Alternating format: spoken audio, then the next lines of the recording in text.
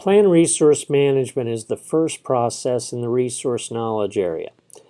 So what the plan resource management process does for us, there's two things primarily. It gets us a resource management plan, which tells us how to do the rest of the processes in this knowledge area, and it gets us a team charter. So the team charter is basically the team operating agreement, if you will, as far as what values and characteristics are important to the team, how it's going to hold itself accountable as far as the people in it, how it's going to work, function, etc. And ideally, if it can run itself, all the better. Then you just need to make sure they know what they need to be doing.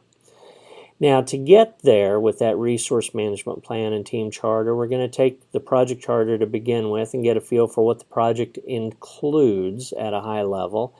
And that's going to help influence our approach for resource management and what sort of an environment the team environment is going to resemble.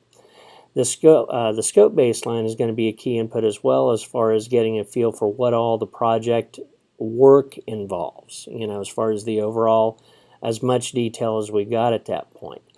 And then expert judgment is going to be key. Sometimes they say this as being negative, but a negative Nancy type person is usually going to be a pretty conservative person to make sure everything's addressed with your resource management plan and your team charter.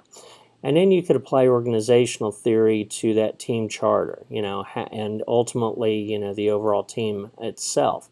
How are you going to structure the team? How's it going to hold itself accountable? How's it going to police itself? Who's going to be on the team? How is work going to be assigned, etc. And so coming out of this, again, we have the resource management plan and the team charter, and then our next process is going to be estimate activity resources.